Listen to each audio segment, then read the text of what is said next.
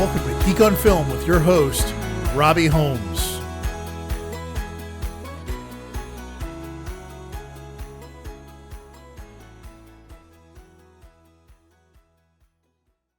Hey there, folks. Welcome to 2024. I'm Robbie. I'm your host here on Geek on Film. And this week, we're going to have a main review of Wonka, a couple of first-time watches, a couple of rewatches, a lot of holiday influence. So thanks for sticking around. Thanks for being here. Welcome to the new year. We're going to jump right into it. The first film that so just as a heads up, I had a huge amount of family at my house. Like, we were hosting for a long time. So we watched a bunch of different movies while people were here. So that definitely influenced my watching over the period of time that we're covering here. The first movie we're going to talk about is The Christmas Chronicles. So we'll jump over to IMDb and we'll get the summary there. So the story of sister and brother Kate and Teddy Pierce, whose Christmas Eve plan to catch Santa Claus on camera turns into an unexpected journey that most kids could only dream about. This is a film that was written by Matt Lieberman and David Guggenheim and directed by Clay Kaitis. The big takeaway here is we have Kurt Russell playing Santa Claus. I jokingly kept calling this Hot Santa Claus. It is a very silly movie. I enjoyed it. I think it is not a terrible movie. It is also not going to win Oscars the year it came out, but it was definitely fun. So let's see. This film came out in 2018. It's right now playing on Netflix. There's not much to say about it except you might want to see it. There's a couple of very silly scenes. Santa ends up in jail, plays a guitar. Might be somebody from the E Street Band. I mean, it's a silly movie. But it's a silly movie set at in the holidays and with Kurt Russell doing his best Christmas, St. Nicholas impersonation. It's fun. There's a second one. I haven't watched it. I'm not planning on it. Probably not till next year. But if you want to catch up on this film, head on over to Netflix. That's where I watched it. The second film we're going to talk about, Scrooged. I did a double rewatch of this. One with one set of family, one with another set of family. If you are not familiar with Scrooged, I don't know how to help you. But the synopsis over on IMDb is a selfish, cynical television executive is haunted by three spirits bearing lessons on Christmas Eve. This is written by Mitch Glazer and Michael O'Donoghue and Charles Dickens, because it's Scrooged. It's directed by Richard Donner, which actually adds a lot of the why I think it's fun and light and playful, on top of Bill Murray playing Frank Cross, the TV executive, who is just chewing up all the scenery. He's super fun in this movie. You can tell he's having a really good time. The woman that he falls in love with and then leaves and is part of his story, why he is so grumpy, is played by Karen Allen. That's Claire Phillips. She's very sweet. She works with the homeless, and he is a guy who used to be sweet and caring. If you haven't seen this movie, let me tell you, you should see this movie. The ghosts themselves are amazing. You've got Bobcat Goldthwait playing Elliot, who he fires pretty quickly in the movie and constantly becomes a problem. And we follow his further and further circling the drain of his world. It's very sad and funny. I watched it. I'm not sure. So I know I logged it. Oh, it's currently on Paramount Plus. So if you'd like to watch Scrooge, you can watch it over there for free as part of your subscription. Next was a rewatch of Barbie, this time with my mother. So Barbie is one of those films I think I've watched now 3 or 4 times. It's unreal. So over on IMDb, the summary is Barbie suffers a crisis that leads her to question her world and her existence. This movie is, if you have not heard of it, where have you been living? Barbenheimer. So the writers for this are Greta Gerwig and Noah Baumbach. The director for this is Greta Gerwig. Margot Robbie plays the titular Barbie. Ryan Gosling, plays a Barbie, which is stereotypical Barbie. Ryan Gosling plays Ken, which I would say is the stereotypical Ken. There are an enormous amount of people in this movie playing amazing amounts of Barbies and Kens. It's a really fantastic film. I enjoyed it so much. I think I was at like 4 stars when I watched it the first time. I think I've gone up to 4.5 stars at this point. It's absolutely one of my favorite films of last year. Yeah, we'll be getting into Robbie's year in review possibly on the next episode, but it was super fun. You should watch it. If you haven't watched it and you don't know anything about it, I'm surprised. But if you need another shove in the right direction between the amazing songs, the super fun script, the unbelievable work of Margot Robbie in this film, you even get Dua Lipa as a mermaid. It's a really fun one with John Cena. Yeah, this movie is a blast. You should see it. I've definitely talked about it before. It is a movie that we will all be talking about for a long time. It's on Max right now. There's also an ASL version on Max, which I think is a cool thing that they're testing out for this film. Go watch it. The next one is Elf. Big surprise, another rewatch. Watched a lot of Elf. Elf is a film I've seen many, many times. If you don't know Elf, let's jump into our summary over on IMDb. Raised as an oversized elf, Buddy travels from the North Pole to New York City to meet his biological father, Walter Hobbs, who doesn't know that he exists and is in desperate need of some Christmas spirit. So Elf is a film that's been on everybody's radar forever and ever and ever because it's amazing. Let's just say it is a film that I've seen many times. It was written by David Barenboim, and it's directed by Jon Favreau. Buddy the Elf is played by Will Ferrell. Walter Hobbs, his father, is played by James Caan. Papa Elf is played by Bob Newhart. Zoe Deschanel plays Jovi, who works in the store where he comes to work at Gimbel's, where he gets fired for being too much Christmas and also getting in a fight with a fake Santa Claus. This movie is awesome. It is so much fun. It also has one of my favorite Santas. You've got Ed Asner playing sort of grumpy old Santa who loves Buddy very much, but is definitely there's some years and some wear on this Santa Claus, as opposed to our friend Kurt Russell, who is just the most amazing, perfect. I love this jacket. Oh God. So let's get back to this movie. You should watch this movie. There's some really fun stuff in this film. Buddy's father works as a children's book producer, and there's great scenes where like Andy Richter is one of the writers and he's ridiculous, and Kyle Gass is his partner writer, and then they bring in Peter Dinklage, who's a very well-known writer of children's books. This movie rocks. I'm telling you, you should watch this. Yeah, what are we doing here? You should watch Elf. It's amazing. All right. Next up is a new watch for me. It's been on my queue for a while. It's Are You There, God? It's Me, Margaret. This is a movie based on the book by Judy Blume. The writers for this are Kelly Freeman Craig and Judy Blume. The director is Kelly Freeman Craig. The synopsis of this movie is when her family moves from the city to the suburbs, 11-year-old Margaret navigates new feelings, new friends, feelings, and the beginning of adolescence. Wow. This movie has Abby Ryder Fortson as the titular Margaret. Rachel McAdams is playing her mom, Barbara. Kathy Bates plays her grandmother. Her father is played by Ben Safdie. Wow, what an amazing film! I was so touched and moved by this movie. I grew up a kid when all these Judy Blume books were everywhere. I mean, everybody read them. I'm pretty sure I read all of the Judy Blume books. I read a lot of the other stuff that was in this space. Wow, this movie is unbelievable.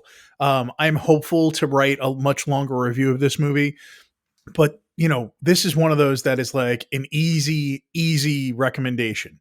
It was heartfelt, and it is sweet, and it is moving, and I am so sad I didn't see it before this, but I'm so glad that I was able to watch it now. Everybody who has grown up around in a time post Judy Blume writing these books should see this movie. And they expand the role of Rachel McAdams' character Barbara a little bit, and I think in a really just world, Rachel McAdams would be in a really serious conversation for Best Supporting Actress. I just think it's such a stacked year. It's insane. But this movie's really good. I would be surprised if it's not nominated for at least Best Adapted Screenplay.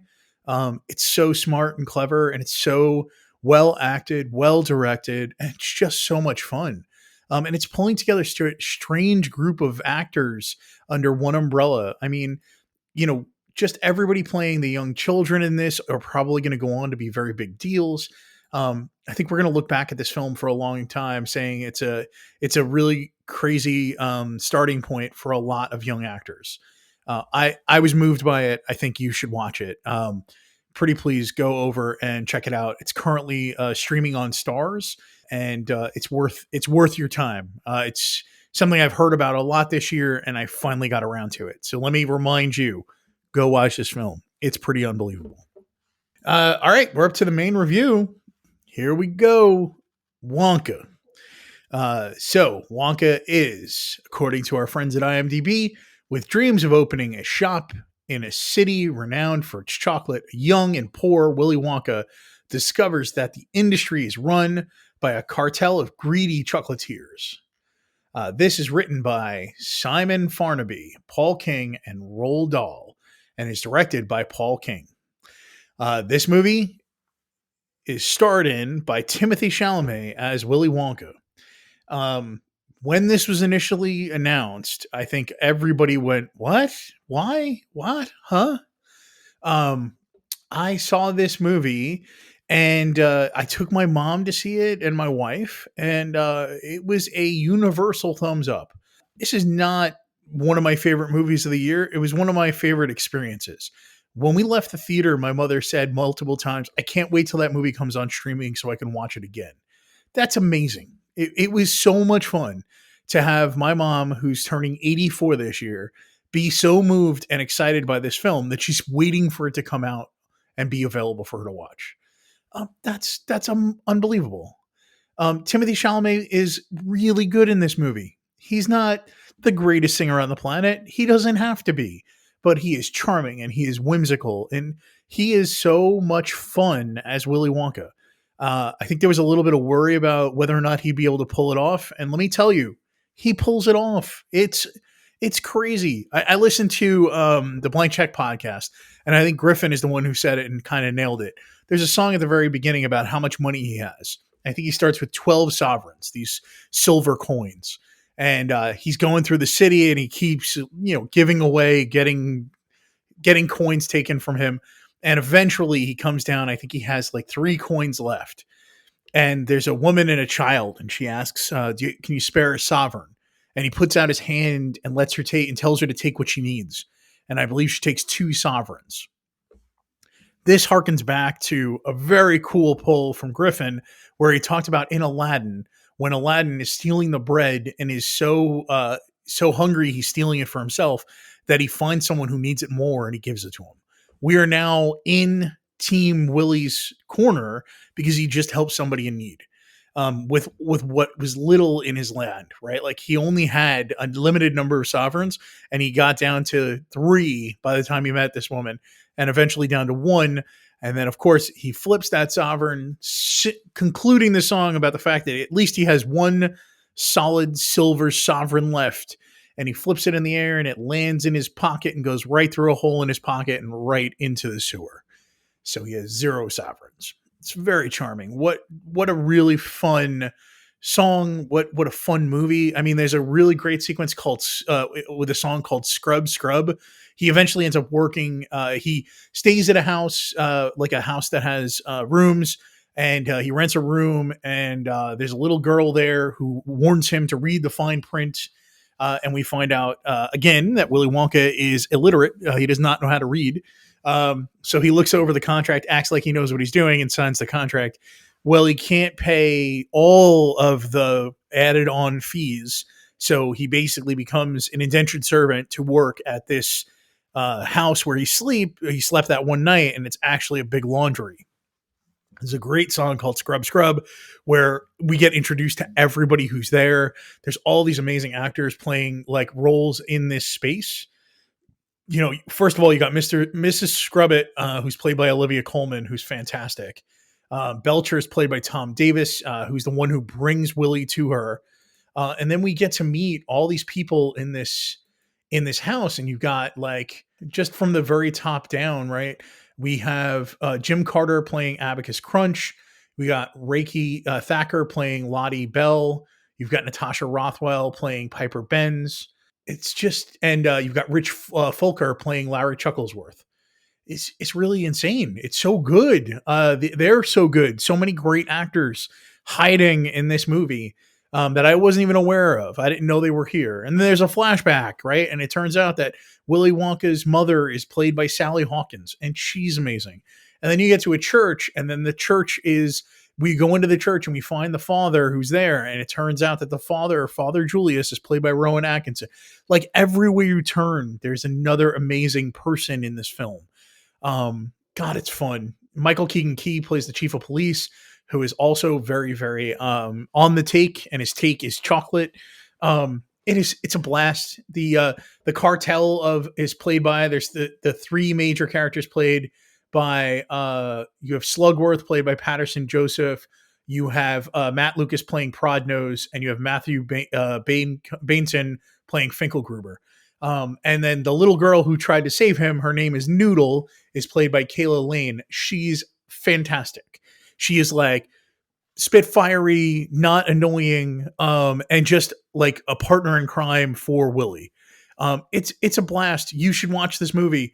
I'm not saying you got to run out and see in the movie theater, but it's not a bad experience. You could really enjoy yourself, especially if you go and it's a relatively, there's some people in the theater and there's definitely some kids. You can have a really good time at the theater. This was a really fun movie to see with my mom and my wife, and to really just experience and take people to the movies, something I love to do.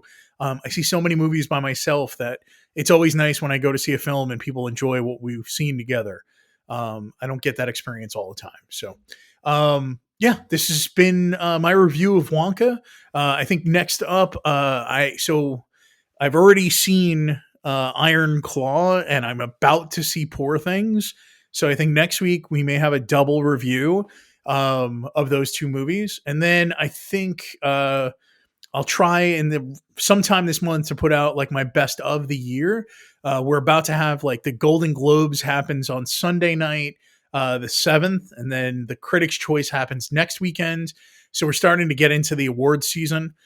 So I'd like to put out the geekies and talk about what was important to me this year. Yeah, thank you for sticking around. Again, I'm Robbie the Geek everywhere online. We're Geek on Film.com on Twitter and Instagram.